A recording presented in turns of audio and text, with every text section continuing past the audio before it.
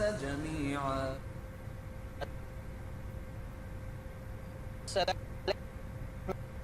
ناظرین گرامی، میں آپ کا میزبان فاروق عمری پھر سے آپ کی خدمت میں حاضر ہو چکا ہوں. آپ کا وہی پسندیدہ موضوع آتنکواد کا ویرودھ. دہشت گردی کے تعلق سے بہت ساری باتیں ہم سماعت کر رہے ہیں، لہذا آپ تمام کا اس محفل میں استقبال ہے. اور اسی طریقے سے ہماری اس محفل میں تشریف فرما معزز مہمان فضیلت الشیخ عبدالحسیب مدنی حفظہ اللہ، میں ان کا بھی استقبال کرتا ہوں. شیخ السلام علیکم ورحمۃ اللہ وبرکاتہ. وعلیکم السلام ورحمۃ اللہ وبرکاتہ. جزاکم اللہ خیر. ناظرین، جیسا کہ آپ جانتے ہیں، آپ نے پچھلی نشست میں سماعت کیا کہ شیخ محترم ہمارے سوالوں کا جواب دے رہے ہیں. خصوصاً پچھلی نشست میں جو سوال کیا گیا تھا کہ بعض مسلمان جو دہشت گردی کا کردار ادا کرتے ہیں، دہشت گردی میں ملوث ہو جاتے ہیں، ہم شیخ محترم سے پوچھ رہے تھے کہ مسلمان جبکہ اسلامی تعلیمات اتنی اعلیٰ ہیں، مسلمان اسلام کو فالو کرنے والا بعض ہی مسلمان کیوں نہ ہو، وہ دہشت گرد کیسے ہو سکتا ہے؟ اگر ہو رہا ہے تو اس کے پیچھے کیا سبب ہے؟ ہم یہ شیخ محترم سے جان رہے تھے. تو چلیے وہی شیخ محترم سے ہم پھر سوال کرتے ہیں اور شیخ سے استفادہ کرتے ہیں. شیخ، میں یہ چاہتا ہوں کہ جو بات ہماری چل رہی تھی وہ کچھ دوسرے سوالات بیچ میں آ گئے، جس کی وجہ سے ہماری بات رک گئی، تو آپ سے گزارش ہے کہ آپ اسی کو آگے بڑھائیں. جیسے کہ آپ کہہ رہے تھے کہ رد عمل کے نتیجے میں مسلمان آگے بڑھتا ہے. بسم اللہ الرحمن الرحیم. آپ نے جو سوال کیا تھا کہ بعض مسلم نوجوان اگر ایسی کسی کارروائی میں ملوث ہو جاتے ہیں تو اس کے اسباب کیا ہیں، تو میں آپ کو بتا رہا تھا کہ اصل مسئلہ ہے رد عمل کا. جی، اصل مسئلہ رد عمل کا ہے. بنیادی وجہ رد عمل ہے. اب رد عمل کہہ کر ہم یہ نہیں کہہ رہے ہیں کہ ان کی حرکتیں صحیح ہیں. ہم نے اس تعلق سے بڑی تفصیل سے آپ کے سامنے بات رکھی، لیکن ہم یہ بتانا چاہ رہے ہیں کہ آپ کسی آدمی کے ان حالات کا بھی جائزہ لیں جن حالات میں وہ کسی غلط روش کی طرف جا رہا ہے. اب اگر اس بات کو سامنے رکھیں، میں نے گزشتہ ایپیسوڈ کے آخر میں آپ کے سامنے بتایا کہ اس وقت بحیثیت قوم مسلم نوجوان کو بھڑکانے والی، مسلم نوجوان کو جوش میں لانے والی، مسلم نوجوان کو برانگیختہ کر دینے والی جو باتیں بین الاقوامی سطح پر بھی اور ملک کے اندر بھی ہو رہی ہیں، ان چیزوں کا اگر آپ جائزہ لیں گے آپ کو سمجھ میں آئے گا کہ کیوں یہ نوجوان، بعض نوجوان ایسی کسی حرکت کی طرف جا رہے ہیں. میں نے آپ کو بتایا تھا کہ آج اسلام کو جس قدر زیادہ نشانہ بنایا جا رہا ہے، پیغمبر اسلام صلی اللہ علیہ وسلم کی توہین کا جو بار بار مظاہرہ کیا جا رہا ہے، کارٹون بنانے کی بات بھی ہے اور فلم بنانے کی بات بھی ہے اور مختلف قسم کے طرح کرنے کی بات ہے، اخبارات میں جو ہے الگ الگ قسم کی باتیں لکھنے کی بات ہے، سب کچھ ہے. اور اس کے ساتھ ساتھ قرآن مجید کی توہین کا معاملہ ہے. میں ایک چیز اور بھی آپ کو بتاؤں جو گزشتہ ایپیسوڈ میں نے نہیں رکھی.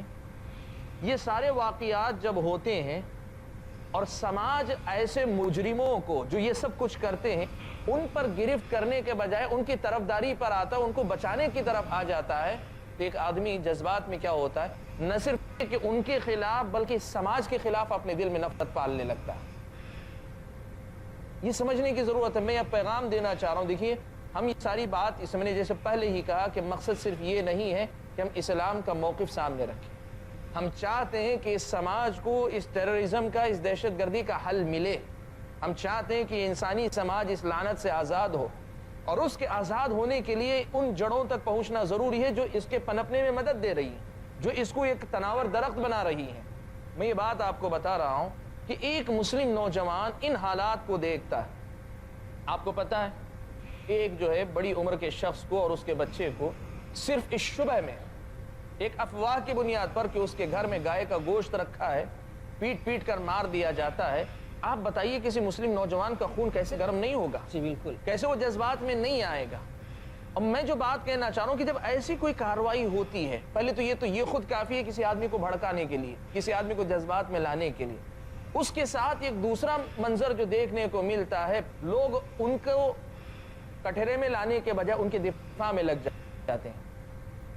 ان کی گرفتاری کے سلسلے میں پسو پیش، گرفتار ہونے کے بعد مقدمات صحیح رخ پہ نہیں چلتے، یہ چیز کیا کرتی ہے؟ ایک مایوسی کی کیفیت ایک نوجوان کے اندر پیدا کرتی ہے۔ مایوسی کی یہ کیفیت جب اپنی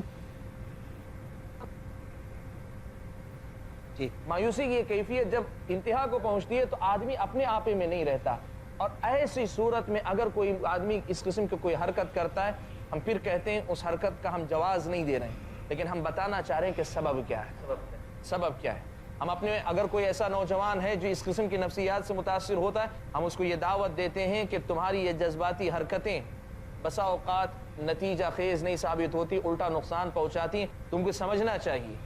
ہم تمہارے اس جذبے کی پوری قدر کرتے ہیں کہ ایک آدمی اسلام اور مسلمانوں کو لے کر اتنا مذاق کرے، اتنی سب توہین کرے، تو جو جذبہ تمہارے اندر آتا ہے ہم اس کی قدر کرتے ہیں، لیکن اس جذبے کی ترجمانی کے لیے تم نے جو راستہ چنا ہے اس راستے سے ہمیں پورا اختلاف ہے، اس لیے کہ اسلام ہمیں یہ سکھاتا ہے کہ وہ طریقہ غلط ہے۔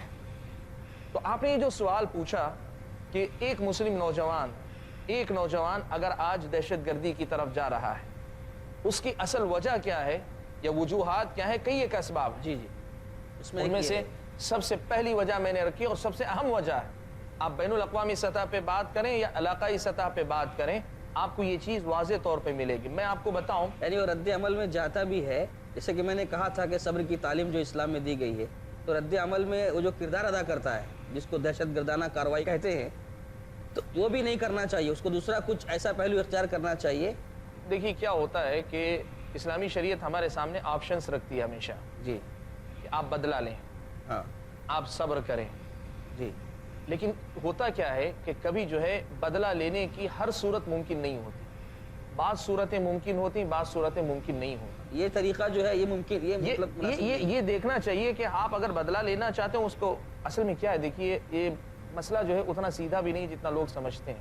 اچھا جی، ایک طرف یہ مسئلہ بھی آتا ہے کہ ٹھیک ہے آج ایک آدمی نے کوئی بات کہی، ٹھیک ہے، اگر ہم صبر کر کے رہ جائیں گے کل 2 لوگ بولیں گے، پرسوں 3 لوگ بولیں گے، ترسوں 4 لوگ بولیں گے، اور خاص طور پہ جب سماج ایسے لوگوں کا دفاع کرے، ایسے لوگوں کو کٹہرے میں نہ لائے تو یہ چیز ہوگی۔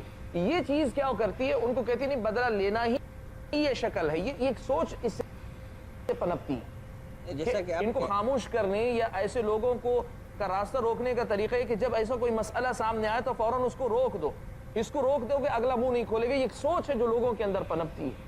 تو میں کہنا کیا چاہ رہا ہوں کہ دیکھیے چیز اصل میں کیا ہے کہ کسی مسئلے سے نمٹنے کے 3 راستے ہیں، 4 راستے ہیں، تو ہوتا یہ ہے بسا اوقات کہ 2 راستے اس میں سے قابل عمل نہیں ہوتے، تو ہم یقین عمل دیں لیکن رد عمل وہ دیں جو جائز ہو اور جو امت اور قوم کے حق میں مفید ہو، انسانیت کے حق میں مفید ہو۔ ایسا کوئی عمل ہے آپ کے ذہن میں جو؟ میں نے بہت ابھی گزشتہ ایپیسوڈ میں نے آپ کے سامنے یہ بات رکھی، میں نے بتایا کہ اس ملک کے اندر کم از کم اتنا تو ہو سکتا ہے کہ عدلیہ میں ان کو کھینچا جائے، جی، جو رائٹر اخبار میں لکھتا ہو یا کوئی کام کرتا ہو، ایسے آدمی کے خلاف باقاعدہ جو ہے عدلیہ میں بات رکھی جائے کہ اس نے ہمارے مذہبی جذبات کو مجروح کیا ہے، اس کے خلاف باقاعدہ کارروائی ہو۔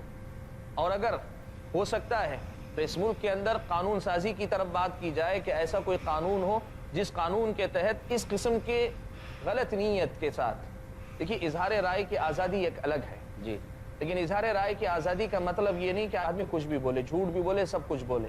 آپ اظہار رائے کی آزادی کا مطلب جو ہے اس کا ایک مفہوم متعین کیجیے۔ مجھے اس وقت جو ہے عامر عثمانی کا ایک شعر یاد آتا ہے، انہوں نے کہا تھا کہ آزادی کامل بھی عامر پابند ہے کچھ قانونوں کی، آزادی کامل بھی عامر پابند ہے کچھ قانونوں کی، ہر قید چمن سے آزادی، آزادی نیک انجام میں۔ ہم ہر جگہ آزادی کے قائل ہیں، مثال کے طور پر ہم کہتے ہیں شخصی آزادی ہے، لیکن ہم نے کیا کیا ہے، کہا ہے کہ سگریٹ عوامی مقامات میں مت پیو، اس کے لیے ہم نے جگہ بنائی، کیوں؟ وہ آزاد ہے، وہ جہاں چاہے پیے، نہیں، جب ہم نے دیکھا کہ سماج سے اس کو نقصان پہنچ رہا ہے ہم نے اس کے لیے ایک چیز نکالی۔ تو ہم یہ کہنا چاہ رہے ہیں کہ ایسی کوئی چیز، امکانات ہیں، کوشش کریں، اس پر بات کریں کہ ایسی کوئی کارروائی نہیں ہونی چاہیے اظہار رائے کی آزادی کے نام پر جس کے نتیجے میں جھوٹ موٹ کی باتیں اسلام کی طرف، پیغمبر اسلام کی طرف، قرآن کی طرف منسوب کی جائیں، بلکہ اس سے بڑھ کر توہین کے مقصد سے کی جائیں اور مسلمانوں کو بدنام کرنے، اور میں صاف لفظوں میں کہوں بسا اوقات مسلمانوں کو جذبات میں لانے، بھڑکانے کے مقصد سے کی جائے۔ یہ چیزیں یہاں امکانات جو ہے ان کو اختیار کیا جائے، جو غلط راستے ہیں کہ کسی نے کہا آپ جذبات میں آ کے کہیں جا کے بلاسٹ کر رہے ہیں, کہیں کسی پہ فائرنگ کر رہے ہیں, تو اسلامی شریعت اس کی اجازت نہیں دیتی. اور جب اسلامی شریعت اجازت نہیں دیتی تو اس کا مطلب یہ ہوا کہ اس میں خود مسلمانوں کا نقصان ہے. تو ایسی کوئی کارروائی مسلمان نہ کریں جو ہے اسلامی شریعت کے خلاف جاتی ہو. تو بات ہماری جو ہو رہی تھی وہ اسی نقطے پر کہ ایک مسلمان نوجوان اگر دہشت گرد کی طرف حکومت کی پاسداری بھی, حکومت کے قانون کا خیال رکھتے ہوئے بھی ایک مسلمان کو قدم آگے بڑھانا پڑے گا. کیا اس طرح جیسے بھی مطلب اسلام جو رہنمائی دیتا ہے, اب ایسے معاملات آ رہے ہیں, ابھارا جا رہا ہے, ان کو برانگیختہ کیا جا رہا ہے, تو وہ کوئی بھی قدم اٹھائے, اسلام کو فالو کرنے والا کوئی بھی قدم اٹھائے, اسلام کے ساتھ ساتھ کیا اس کے لیے ضروری ہے کہ جس مقام پہ وہ رہ رہا ہے اس کے قوانین کا بھی خیال کرنا ہے اس کو؟ دیکھیے یہ جو سوال آپ نے کیا ہے بہت سیدھا اور سادہ سوال ہے. ہم یہاں اس ملک میں رہتے ہیں, یہ ہمارا اپنا ہیں, تو ظاہر بات ہے یہاں مسلم حکومت نہیں, اسلامی حکومت نہیں, مسلم ملک نہیں ہے ہوئے یہاں کے لیے ضروری ہیں. جی بالکل, بقائے باہم کے لیے ضرور فالو کرنا ہی پڑے. یہاں اب بقائے باہم کا مسئلہ ہے, یہاں جو ہے ایک دوسرے کے ساتھ چلنے کا مسئلہ ہے. مسلمانوں کی طرف سے کہا جاتا ہے کہ جب گلستان کو خوں کی ضرورت پڑی سب سے پہلے ہماری ہی گردن کٹی, پھر بھی کہتے ہیں ہم سے یہ اہل چمن, یہ چمن ہے ہمارا تمہارا نہیں. دیکھیے شاعر نے بہت صحیح بات کہی ہے, اور یہ شاعری کی بات نہیں ہے, یہ تاریخ کی حقیقتیں ہیں. ہم نے کبھی جو ہے مطلب یہ نہیں سوچا کہ ہمارا ملک کوئی اور ہے. جی اس قوم کے مسلمانوں نے, مجھے اچھی طریقے سے یاد ہے, مولانا آزاد کا نے معذرت چاہتے ہوئے باتیں پھر ادھوری رہ رہی ہے ہماری, وقت ہو گیا بریک کا, انشاءاللہ بریک کے بعد ہم اس کو جاری کریں گے. ٹھیک ہے انشاءاللہ. ناظرین ہم معافی چاہتے ہیں, وقت ہو چکا ہے وقفے کا, اس لیے وقفے کے بعد ہم دوبارہ انشاءاللہ ملاقات کرتے ہیں. آپ کہیں جائیے مت, بیٹھے رہیے, انشاءاللہ بہت جلد آپ کے سامنے حاضر ہو رہے ہیں. السلام علیکم ورحمۃ اللہ وبرکاتہ. ناظرین وقفے کے بعد ہم پھر آپ کی خدمت میں حاضر ہیں, اور بلا تاخیر ہم شیخ کے پاس چلتے ہیں. شیخ, بریک کے پہلے میں نے جو شعر کہا تھا اس پر آپ کچھ کہنا چاہ رہے تھے. شعر تھا کہ جب گلستان کو خوں کی ضرورت پڑی سب سے پہلے ہماری ہی گردن کٹی, پھر بھی کہتے ہیں ہم سے یہ اہل چمن, یہ چمن ہے ہمارا تمہارا نہیں. اس پر آپ کچھ روشنی ڈال رہے تھے. میں یہ کہہ رہا تھا کہ دیکھیے یہ تاریخی حقیقت ہے, کسی شاعر کی شاعری نہیں ہے کہ وہ اپنے کچھ خیالات پیش کر رہے ہیں. یہ تو اپنی تاریخی حقیقت ہے کہ یہ ملک اپنا ہے. یہ جو جسم بنے اسی مٹی سے بنے اور مرنے کے بعد اسی مٹی میں دفن ہوں گے. یہ کوئی اس کی بات نہیں ہے کہ یہ ملک کسی اور کا ہے, یہ اپنا ملک ہے. بات میں سمجھتا ہوں کہ اس کو دہرانے کی ضرورت نہیں ہے. اور مجھے بسا اوقات میں یہ بات کہتا ہوں کہ ہم کیوں کسی کے سامنے صفائی دیں, ہم کیوں کسی کے سامنے صفائی دیں کہ ہم اس ملک کے ہیں, اس ملک کے ہیں, اس ملک کے ہیں. جو لوگ یہاں اس مسئلے پہ سوال اٹھا رہے ہیں ان کو اس مسئلے پہ صفائی دینے کی ضرورت ہے کہ کیوں اس سوال اٹھا رہے ہیں. اگر باپ کے سامنے جو ہے بیٹا یہ کہنے لگ جائے کہ میں آپ ہی کا بیٹا ہوں, آپ ہی کا بیٹا ہوں, آپ ہی کا بیٹا ہوں, تو پھر آخر مطلب پھر دنیا میں کون سی چیز باقی رہ جائے گی جس کے لیے صفائی کی ضرورت باقی نہ رہے. سب کو صفائی دینی پڑے گی. بات بہت دور تک جائے گی. ہماری جو بات چل رہی ہے, دیکھیں میں اپنے موضوع کی طرف آتا ہوں کہ ہماری جو بات چل رہی تھی کہ اصل مسئلہ یہ ہے کہ یہاں اس ملک میں رہتے ہوئے یہاں کے قوانین کے اندر جو گنجائش ہمیں ملتی ہے اس کا استعمال کرتے ہوئے ہم ایسے غلط لوگوں کے ہاتھ پکڑنے کی کوشش کریں جو مسلمانوں کو برانگیختہ کرنے کی کوشش کرتے ہیں. اور میں یہ بات کہنا چاہوں گا, یہ بات ہماری آخر میں بھی آئے گی انشاءاللہ جب ہم دہشت گردی کے حل پہ بات کریں گے, لیکن یہاں میں مناسبت آئی تو بتانا چاہوں گا.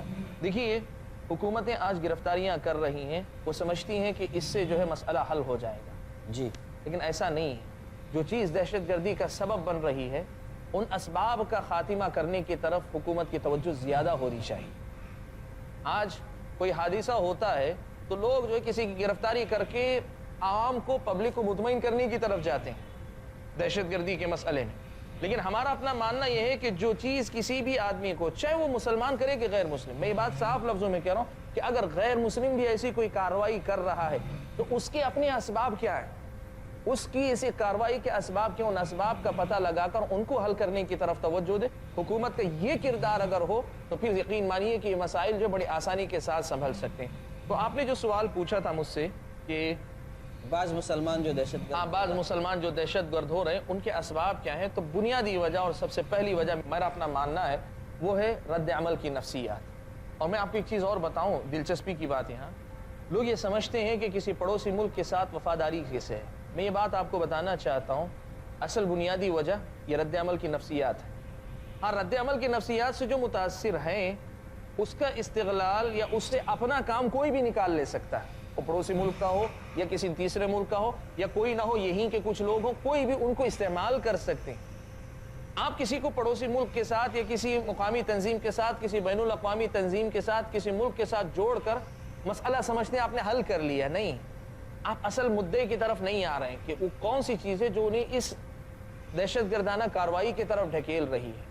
ہماری بات ہو رہی تھی کہ ایک تو وجہ رد عمل ہے اور دوسری ایک اور وجہ بھی ہے کہ بسا اوقات بعض جذباتی قسم کے نوجوان جو مسلمانوں میں سے معتبر علماء ہیں، جو دین کو اچھی طرح سے سمجھتے ہیں اور امت کے اندر مانے ہوئے جو علماء ہیں، ان سے جڑنے کے بجائے اپنے طور پر خود دین کو سمجھنے کا بھی دعویٰ کرتے ہیں، خود اپنی طرف سے سارے فیصلے بھی لیتے ہیں اور اپنی طرف سے ساری پالیسیاں بھی طے کر لیتے ہیں اور اپنی طرف سے سارے اقدامات کر لیتے ہیں۔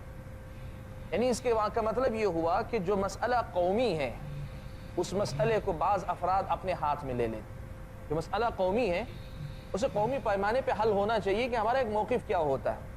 اگر وہ مسلم حکمران مسلم حکومت میں ہے تو مسلم حکمران کے تحت وہ ساری کارروائیاں انجام پاتی ہیں، لیکن اگر ہم کسی ایسے ملک میں ہیں جہاں مسلمانوں کا ایک حکمران نہیں ہے، جیسے اس ملک میں یا کسی اور ملک کی بات کریں جہاں مسلمانوں کی اپنی حکومت نہیں ہے، تو وہاں طریقہ یہ ہوتا ہے کہ جب قومی مسئلہ آتا ہے تو پورے قومی مسئلے کو پورے قومی پیمانے پہ حل ہونا چاہیے، ایک موقف، ایک اسٹینڈ طے ہونا چاہیے۔ جب ایسے کسی مسئلے میں کچھ نوجوان یا کچھ بڑی عمر کے ہی لوگ، کچھ لوگ اپنی طرف سے ایک اسٹینڈ لے لیتے ہیں، تب پھر ایسی کارروائیاں ہوتی ہیں، ایسے مسائل پیدا ہوتے ہیں۔ تو میرے حساب سے یہ بنیادی وجوہات ہیں جن کی وجہ سے یہ ساری کی ساری صورتحال پیدا ہوتی ہے یا کوئی نوجوان دہشت گردی کی طرف جاتا ہے۔ جزاکم اللہ شیخ، ماشاءاللہ بڑی تفصیل سے باتیں ہوئی اور کافی باتیں درمیان میں بھی آ گئی ادھر کی۔ میں نے پچھلی نشست میں ایک سوال آپ سے کیا تھا جو رہ گیا تھا اور ہم لوگ اس موضوع پر آ گئے۔ جس طرح جیسے آپ نے واضح کیا کہ بعض مسلمان دہشت گرد ہوتے ہیں، اس کے پیچھے کیا اسباب ہوتے ہیں یہ بھی آپ نے واضح کیا، لیکن یہ بھی ہمارے سامنے بات آئی کہ بہت سارے مسلمانوں کو دہشت گردی کے نام پر مسلم نوجوانوں کو الزام لگا کر کے گرفتار کر لیا جاتا ہے اور پھر کچھ سالوں کے بعد ان کی زندگی کو تباہ کرنے کے بعد، ان کی جوانی کے بیشتر قیمتی اوقات کو ضائع کر دینے کے بعد یہ فیصلہ سنا دیا جاتا ہے کہ انہیں باعزت بری کر دیا گیا اور ان پر کوئی جرم ثابت نہیں ہوا۔ تو نوجوانوں کا ایک قیمتی سرمایہ جو جوانی کا وقت ہوتا ہے، ایک جوانی کا جو وقت ہوتا ہے، قیمتی وقت ان کا 10 سال 15 سال جیلوں میں گزر جاتا ہے، جو کہ وہ جرم کیے ہی نہیں، صرف الزام لگا اور صرف الزام کی بنیاد پر وہ اپنے ماں باپ سے، بھائی بہن سے، بیوی بچوں سے، سماج سے، معاشرے سے، اپنے دوست و احباب دور ہو کر زندگی گزار دیتے ہیں اور پھر چند سالوں کے بعد یہ لکھ دیا جاتا ہے کہ باعزت بری کر دیے گئے۔ تو میں یہ ہمارے عوام کی آواز ہے، ناظرین کی طرف سے بات کہہ رہا ہوں، کیا اسے دہشت گردی نہیں کہیں گے؟ آپ کا سوال بہت بہت بہت اچھا سوال ہے۔ میں نے، اگر آپ کو یاد ہوگا پچھلے ایپیسوڈز میں نے ایک جملہ کہا تھا کہ دہشت گردی ایک ایسی لعنت ہے کہ اس دہشت کا سب سے بڑا شکار مسلمان ہو گئے۔ دیکھیے یہ بہت بڑا المیہ ہے جس کی طرف آپ نے اشارہ کیا۔ آپ کو پتہ ہے اس وقت ملک کے، اپنے ملک کی میں بات کر رہا ہوں، ملک کے قید خانوں میں جو مسلم نوجوان دہشت گردی کے الزام میں قید ہوئے ہیں ان کی تعداد کتنی ہے پتہ ہے آپ کو؟ آپ اندازہ لگا سکتے ہیں؟ آپ کو دہشت گردی کے کتنے واقعات یاد ہوں گے؟ جی 10 15 25 ہاں 100؟ جی بہت مختصر۔ 100 اگر حادثات فرض کر لیجئے، میں مان لیتا ہوں آپ سے اسی طے کر لیتا ہوں، 100 واقعات کے اندر کتنے نوجوان اندر کیے گئے ہوں گے؟ ابھی پچھلے دنوں کا ایک سروے، ایک رپورٹ بالکل کہیے کہ مطلب چونکا دینے والا ہے۔ اس وقت ملک کے قید خانوں میں دہشت گردی کے الزام میں قید کیے گئے مسلم نوجوانوں کی تعداد کتنی پتہ ہے؟ لگ بھگ 50,000 ہے۔ اللہ اکبر۔ لگ بھگ 50,000 نوجوان، مسلم نوجوان، اور اکثریت اس میں کی اعلیٰ تعلیم یافتہ نوجوان، اچھے تعلیم یافتہ نوجوان، لگ بھگ 50,000 کی تعداد ابھی پچھلے دنوں کے سروے کی میں بات کر رہا ہوں جو قید خانوں کے اندر ہیں، دہشت گردی کے جرم میں جو قید کیے گئے ہیں۔ اس میں جو بات ہو رہی ہے، دیکھیے یہ میں یہ بات مانتا ہوں کہ جو ہے جیسے ہم نے پہلے بھی کہا ہے کہ اگر کوئی واقعی ملزم مجرم ہے اس کے جرم کی تحقیق ہو کر اس کو قرار واقعی سزا ملنی چاہیے، لیکن یہ کہاں کا انصاف ہے، یہ کہاں کا طریقہ ہے کہ 50,000 کے قریب لوگ قید خانے میں ڈالے جاتے ہیں اور اس کے بعد ہوتا کیا آپ کو پتا ہے؟ ان میں سے کئی ایسے ہیں 10-10 سال تک کا وقفہ گزر چکا ہے، 10-10 سال تک کا وقفہ گزر چکا ہے، ابھی تک ان کی چارج شیٹ داخل نہیں کی گئی کورٹ کے اندر۔ ان کے اپنے دعوے کے مطابق کچھ حوالے کچھ ثبوت تھے جس کی بنیاد پہ ہاتھ ڈالا، اٹھا لیا اور لے جا کر کورٹ کا ذمہ دار کسے ٹھہرائیں گے؟ جیسے مطلب 10 سال سے ایک نوجوان گرفتار ہے لیکن اس کے اس تعلق میں کئی لوگ ذمہ دار ہوتے ہیں، دیکھیے کئی لوگ ذمہ دار ہوتے ہیں، اس کے پیچھے جو ہے بڑا لمبا کام ہے، بڑی لمبی بات ہے، مجھے ذرا سے یہ بات مکمل کر لینے دیجیے، میں ذمہ دار کی طرف بھی پھر آؤں گا۔ دیکھیے کہیں بھی کوئی واقعہ پیش آتا ہے، اٹھانے کے بعد پہلے دن کورٹ میں پیشی ہوتی ہے، پھر اس کے بعد جو ہے تحقیقات کے نام پہ تفتیش کے نام پہ کورٹ سے اجازت لے لی جاتی ہے، وقت پہ وقت لیتی جاتی ہے اور یہ کہتی ہے کہ ابھی ہم جو ہے تحقیقات کر رہے ہیں، جب تحقیقات مکمل ہوں گی تو ہم ان کی چارج شیٹ بنائیں گے اور پھر اس کے بعد اس کا کیس عدالت میں آئے گا۔ یہ جو مدت ہے میں آپ کو بتاؤں، آپ تعجب کریں گے، چارج شیٹ فائل ہونے کے لیے سالوں لگ رہے ہیں۔ نوجوانوں کے نہ کردہ جرم، یا یوں کہیے کہ اگر کردہ بھی ہے تو جرم کے ثابت ہونے سے پہلے سالہ سال ان کی زندگی قید میں کٹ رہی ہے۔ اتنی بڑی تعداد اور ایسی زبردستی کا شکار، اور اس کے بعد پھر مسئلہ یہ ہوتا ہے کہ یہ لوگ، ان کا مقدمہ عدالتوں میں آتا ہے، عدالتوں میں آنے کے بعد عدالت شواہد دیکھتی ہے، ثبوت دیکھتی ہے، کن بنیادوں پہ گرفتاری کی گئی، کیا ایجنسیوں کے پاس ان کے خلاف واقعی معنوں میں ثبوت ہیں، وہ اپنی کارروائی کرتی ہے۔ ثبوت اگر نہیں ہے تو عدلیہ یہ فیصلہ سناتی ہے کہ ہم ان کو باعزت بری کرتے ہیں۔ مجھے ایک جملہ کہنے دیں یہاں پر، یہ عزت کا لفظ صرف جو ہے اس فیصلے کے وقت اس بندے کو ملتا ہے، پھر پوری زندگی اس کو عزت نہیں ملتی۔ جو عدلیہ یہ فیصلہ سناتی ہے کہ ہم اس نوجوان کو یا ان نوجوانوں کو باعزت بری کر رہے ہیں، یہ عزت کا لفظ صرف اس جج کی زبانی زندگی میں اسے ایک بار ملتا ہے، پھر سماج میں کبھی اسے عزت نہیں ملتی ہے۔ یہ آپ بتائیں کہ یہ جو مسئلہ ہے یہ دہشت گردی نہیں تو اور کیا ہے؟ یہ دہشت زدہ کرنے کی بات نہیں تو اور کیا ہے؟ میں صرف بات کر رہا ہوں ایک پروسیس کی، میں صرف بات کر رہا ہوں ایک سلسلے کی، جو معاملات چلتے ہیں جس رخ پر کہ آدمی کو کہاں سے اٹھا کر کہاں تک پہنچایا جاتا ہے، اس دوران کیا کچھ ہو رہا ہے، میں اس کی طرف اشارہ کر رہا ہوں۔ اگر ہم بات کریں اس کے دوسرے پہلو کی طرف کہ ایک نوجوان کو گرفتار کر لینے کے بعد اس کی اپنی زندگی، اس کے اپنے رشتہ داروں کی زندگی، اس کے اپنے متعلقین کی زندگی پر کیا اثرات مرتب ہوتے ہیں، اگر میں اس پر بات کرنا چاہوں، یقین مانیں بہت وقت چاہیے اور بڑی لمبی بات جائے گی۔ آج میں نے آپ کے سامنے صرف اتنا پہلو رکھا ہے کہ دہشت گردی کے الزام میں جن نوجوانوں کو گرفتار کیا جا رہا ہے ان کے ساتھ کیا ہو رہا ہے، ان کے ساتھ کیا ہو رہا ہے، صرف اس پہلو پر میں نے بات کرنے کی کوشش کی ہے۔ باقی جہاں تک بات ہے میں اس کے اگلے ایپیسوڈ میں اس پر آپ کے سامنے بات کروں گا۔ خیر شیخ، بارک اللہ فیک، بہت اچھی باتیں چل رہی ہیں۔ ہمارا سوال جو تھا کہ یہ بھی دہشت گردی ہے، انشاءاللہ اس کو ہم اگلی نشست میں سنیں گے۔ ناظرین، وقت ہمارا چونکہ محدود ہے اور باتیں بہت قیمتی چل رہی ہیں، بڑی دلچسپ چل رہی ہیں، لیکن ہم مجبور ہیں، اس لیے اپنی گفتگو یہیں ختم کرتے ہوئے آپ سے رخصت ہونا چاہتے ہیں اور ساتھ ہی ساتھ آپ سے گزارش بھی کر رہے ہیں کہ آپ انتظار کیجئے، انشاءاللہ ہم بہت جلد دوبارہ آپ کے سامنے شیخ محترم کے ساتھ حاضر ہونے والے ہیں۔ تب تک کے لیے ہمیں رخصت دیں۔ السلام علیکم ورحمۃ اللہ وبرکاتہ۔